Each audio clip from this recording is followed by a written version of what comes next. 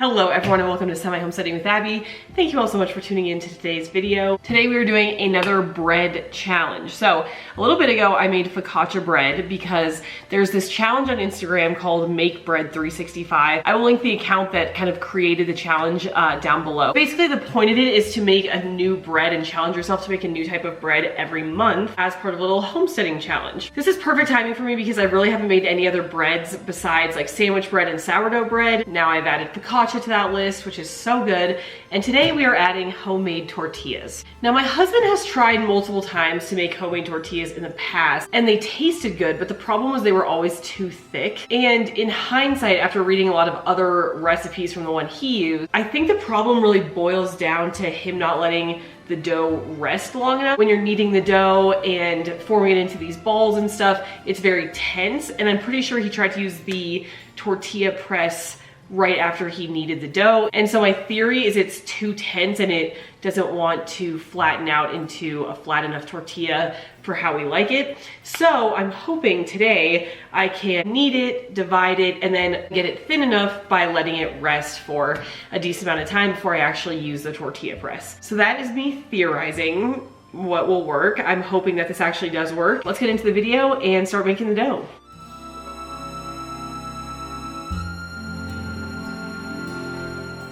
Okay, so the recipe I'm using is called tasteofhome.com and it looks extremely simple to mix the dough. This will be really, really quick to actually mix together.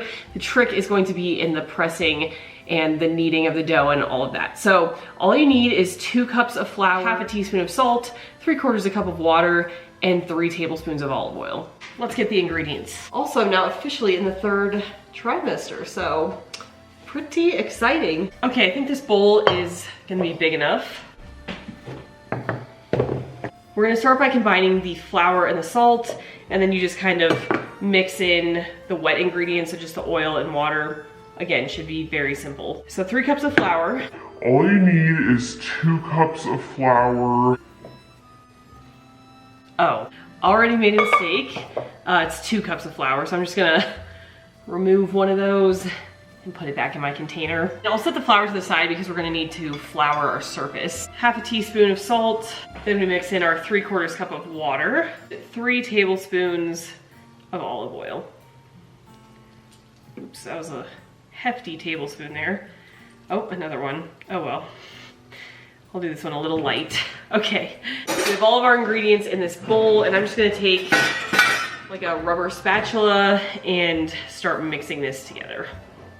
Okay, this, as expected, you can only get so far with this rubber spatula, so the dough is relatively mixed together, but we're gonna flour our surface and then I have to knead it together. I have prepped the counter, I've wiped it down, I've let it dry, all of that. So I'm just going to add a good amount of flour onto the surface here and dump out the dough. Let me adjust the camera angle so you can actually see the dough. Okay, as you can see here, the dough is pretty flaky and not smooth at all. We want this to be a smooth ball of dough. So I'm going to knead it. It says 10 to 12 times. We'll see if 10 to 12 times is sufficient, but let's just start kneading. I feel like I haven't really made a lot of things where I have to physically knead the dough. The bread machine is what I've been using for like white bread and stuff like that, and that needs it for me, so this is kind of a new experience.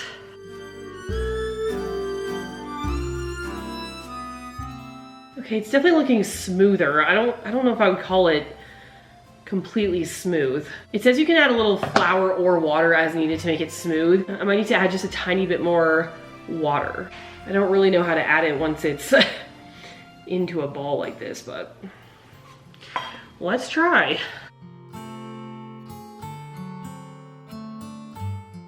We now need to divide this ball into 8 pieces. Okay, now this says to let the ball rest for 10 minutes. However, I saw another recipe that says you divide it and then let each piece rest. I think that's gonna give us our best shot of allowing each tortilla to be as thin as possible.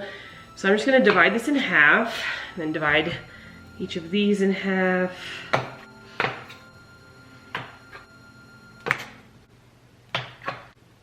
Okay, these will probably be interesting sizes. I can already tell some of them are definitely uneven, but it's gonna be okay. So we are going to let these rest. I think I'm just gonna cover them with like a wet cloth, and I will come back to them when I'm back.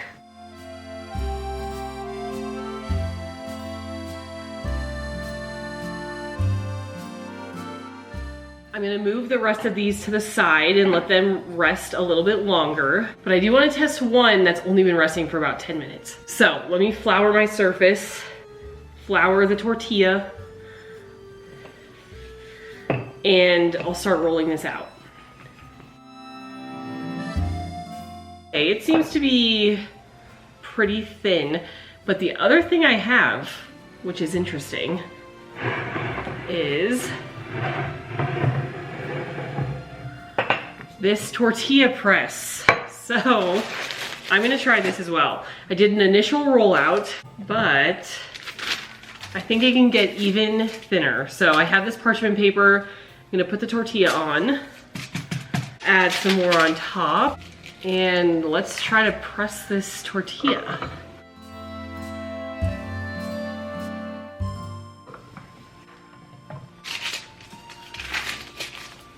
Okay. I think this is definitely thin enough. Let me press it one more time again, flipping it around a little bit because I think it gets a little bit thinner on one side.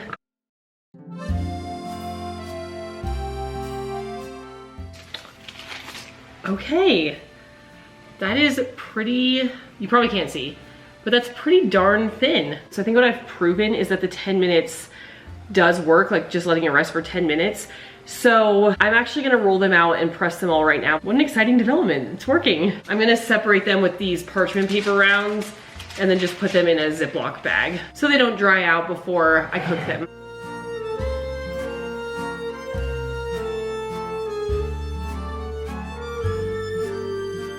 Oh, okay, this one is like peak thinness. This one's gonna be good. Looking at that one makes me think that the first one I did is even a little too thick.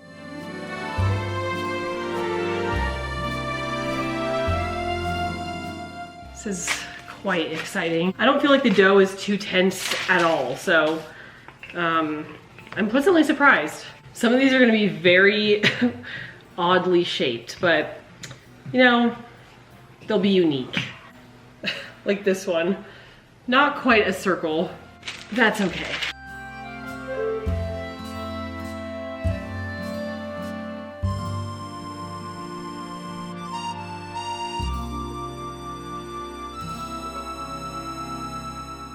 Last one. If this works and they taste good and I can make my own tortillas all the time, I will be in heaven. I have been loving making my own bread, trying to reduce things from the store. I will just be so happy if this works. We have all 8 here. And of course, I have run out of Ziplocs up here. I need to go to the basement and grab some more, and then I'll put these in a Ziploc bag. Try to slide these right in.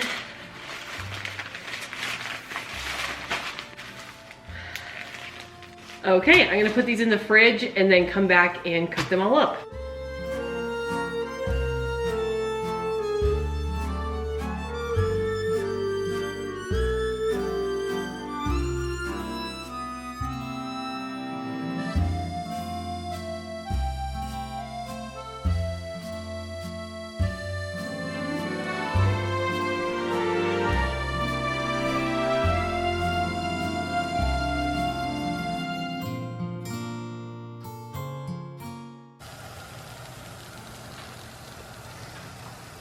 Okay, the tortillas are done.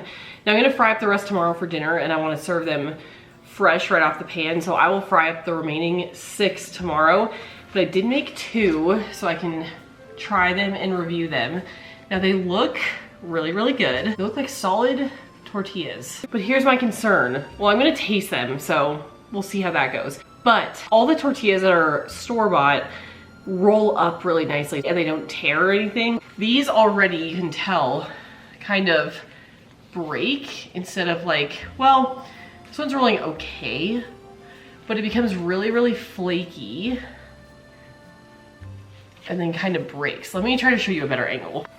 So if I try to roll it like I would a taco, it kind of breaks. And maybe that's just the price to pay for a homemade taco.